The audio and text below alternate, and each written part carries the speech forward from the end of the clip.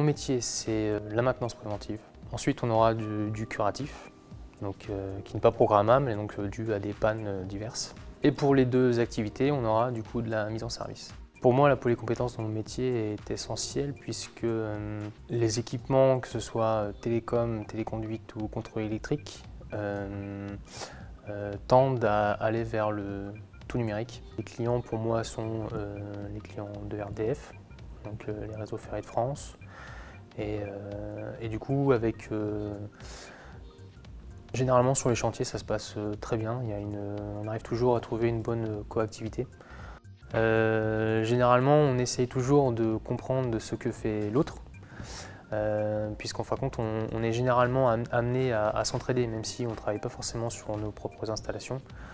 Ça ne coûte rien de donner un petit coup de main aux clients, qu'on appelle collègues sur place. Donc il y a un côté plaisant, et puis l'important c'est que pour que tout se passe correctement, il faut pouvoir cultiver le relationnel sur le terrain.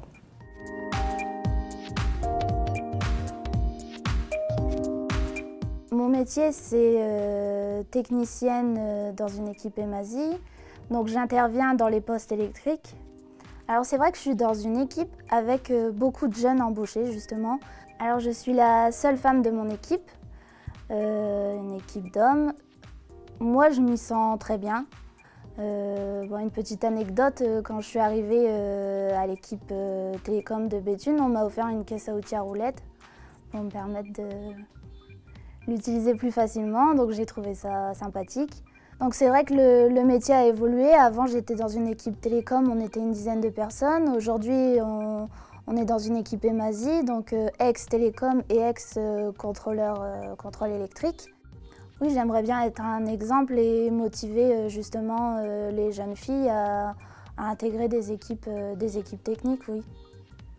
Lorsqu'on intervient chez un client, on se doit d'être rapide et efficace en fait, pour leur assurer la continuité de service.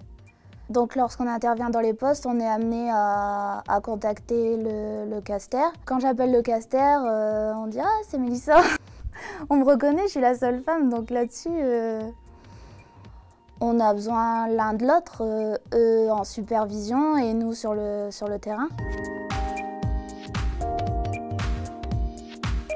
Je suis dans un domaine de la maintenance, ASI, donc c'est un domaine qui est très très vaste. On a la particularité dans ce domaine d'être dans un pôle ou un groupe qui s'appelle le GEMCC, où on a des activités très diverses et variées. Moi, je travaille essentiellement dans le domaine de la métrologie. J'ai d'autres domaines aussi que j'ai explorés, le domaine de l'électromagnétisme, les mesures sur le terrain. Il y a un volet aussi qui m'est consacré dans le domaine de la maintenance sur les équipements. Et à ce jour, je suis relativement fier de savoir que le poste que j'occupe va avoir une évolution et je vais pouvoir passer le témoin des jeunes techniciens qui arriveront dans le domaine. Alors pour ma part, moi je travaille essentiellement, j'ai des rapports avec du personnel qui travaille au sein de ce GEMCC, voire du personnel qui travaille au sein des GMR, le domaine ASI. J'ai très peu de contact avec les clients externes, hormis des activités qui sont orientées domaine électromagnétisme, où là j'ai des rapports avec des riverains, voire des maires, pour donner des valeurs de champ magnétique et de champ électrique à proximité de nos installations haute tension. Donc on peut laisser passer un message propre à notre entreprise qui valorise notre métier et réconforte aussi les personnes qui sont en permanence exposées à ces lignes, à ces postes qui sont à proximité de chez eux. Le caster est un peu le centre névralgique de la supervision de ce réseau en région. La grosse particularité, c'est qu'il a fallu embarquer l'ensemble des métiers du monde ASI de façon à pouvoir avoir un pilotage de la maintenance ASI sur tout le domaine avec les compétences nécessaires. Donc l'enjeu était fort, on y arrive, pas sans peine, mais on y arrive et aujourd'hui c'est relativement satisfaisant d'avoir créé une équipe comme le Caster avec de la polycompétence et des personnes avec des profils complètement non prévus au départ pour faire ce genre d'activité. Oui, alors l'avenir des casters, c'est vrai. Aujourd'hui, le pilotage de la maintenance curative au sein des casters répond en partie à ce SI performant. La multicompétence que l'on développe au caster permet d'y répondre encore mieux, c'est-à-dire d'avoir convergé vers des centres l'ensemble des compétences, et le pilotage de la maintenance curative permet de la réactivité dans tous les domaines très vite et de l'appui opérationnel aux différentes équipes qui interviennent sur le terrain. C'est le rôle majeur du caster aujourd'hui dans leur fonction au quotidien.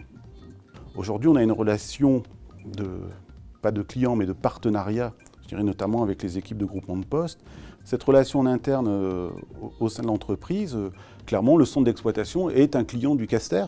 Voilà, on travaille avec les équipes de maintenance qui sont au centre d'exploitation, mais c'est un client puisqu'il utilise notre SI industriel et à nous de lui fournir le meilleur service. Donc effectivement, en interne, on a des clients et derrière, il y a l'utilisateur final, celui qui fait démarrer sa machine ou son four électrique dans son entreprise.